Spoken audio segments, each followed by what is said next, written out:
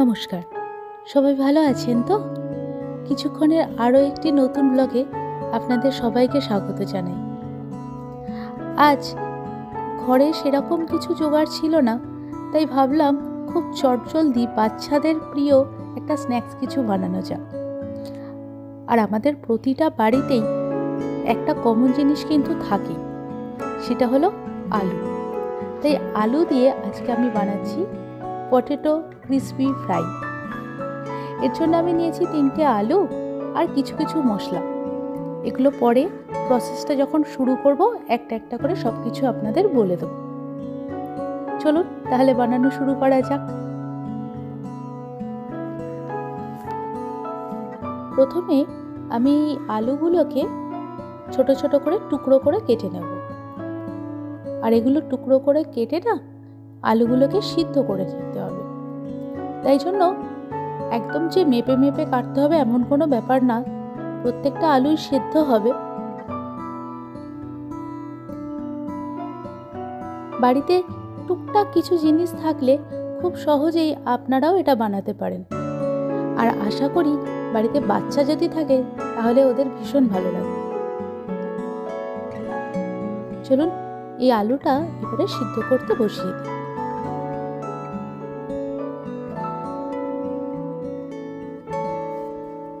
ওদিকে আলুটা সেদ্ধ হোক, ততক্ষণে ধনিয়া পাতাগুলো কুচিয়ে নিই।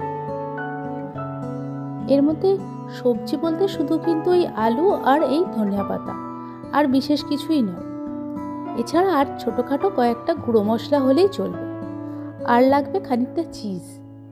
আর আমরা প্রত্যেকেই জানি আমাদের প্রতিটা বাড়িতেই বাচ্চারা চিজ খেতে খুব পছন্দ করে।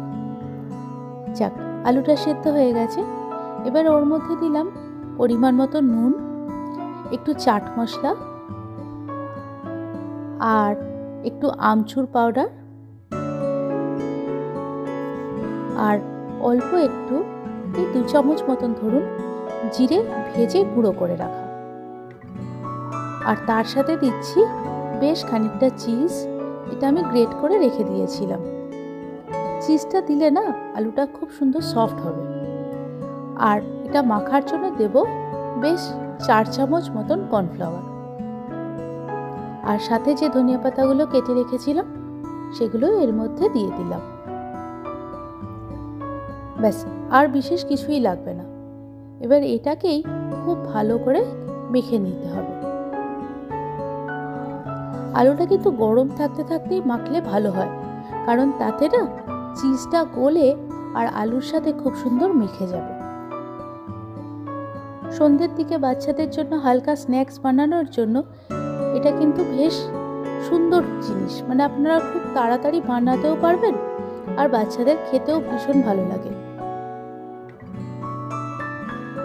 আর খুব বেশি মশলা থাকে না বলে বাচ্চারা 2-4টে খেয়ে নিলে বিশেষ ক্ষতিও কিছু করবে না।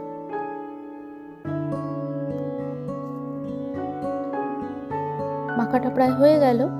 এবারে এগুলোকে না লম্বা লম্বা করে একটা মাপ দিয়ে দেবো। আমি খানিকটা ময়দা এখানে ছড়িয়ে নিলাম। তাতে কি হবে, ওই যে আলুটা যখন রোল করব তখন এর সাথে লেগে যাবে না, বেশ ছাড়া ছাড়া হয়ে থাকবে।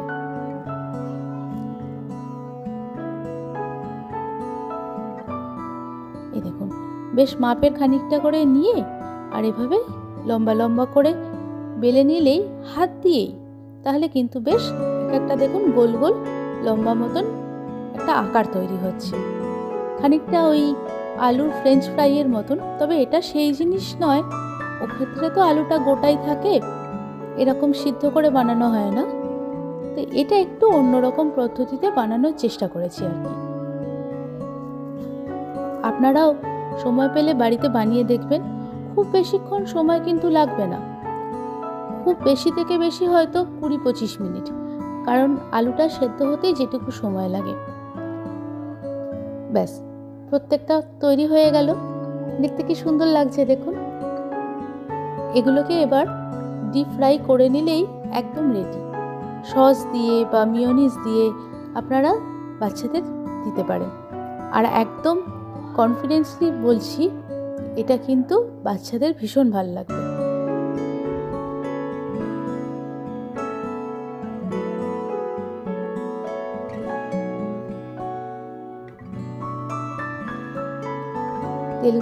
তেলটা বেশ গরম হয়ে গেছে। এবার এগুলো একে একে ভেজে নিলেই হবে।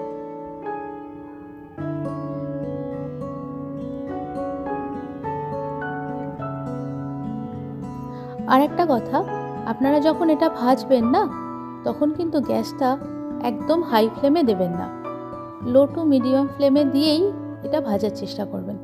তাহলে কি হবে, ওই যে ভেতরে কর্নফ্লাওয়ারটা দিয়ে মাখা হয়েছে না, সেটাও বেশ সুন্দর সেদ্ধ হয়ে যাবে, কাঁচা কাঁচা ভাবটা আর থাকবে না।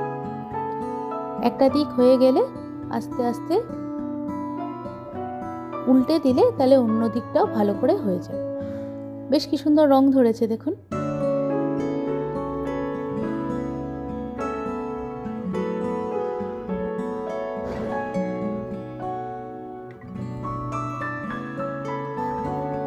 এগুলো ভাজা প্রায় হয়ে এসছে। এবারে একটা প্লেটে এগুলোকে তুলে নেব।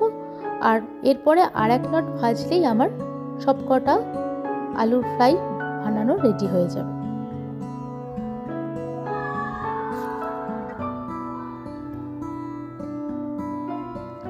আমার আজকে বাড়িতে টিস্যু পেপার ছিল না। আপনারা যখন এই ধরনের ডিপ ফ্রাই কিছু ভেজে তুলবেন না, তখন চেষ্টা করবেন টিস্যু পেপারে তুলতে। টিস্যু পেপারে তুললে কি হয়, এক্সট্রা অয়েলটা ওখানে অ্যাবজর্ব করে নেয়। ব্যাস, আলু ফ্রাইটা পুরো রেডি। এবারে আমি খালি আমার বাড়ির বাচ্চাদেরকে সার্ভ করে দেবো। এতক্ষণ আপনারা যে ভিডিওটা দেখলেন তার জন্য অনেক ধন্যবাদ। ভিডিওটা ভালো লাগলে একটা লাইক আর একটা সাবস্ক্রাইব করে দেবেন। খুব তাড়াতাড়ি দেখা হচ্ছে পরের একটি নতুন ব্লগে।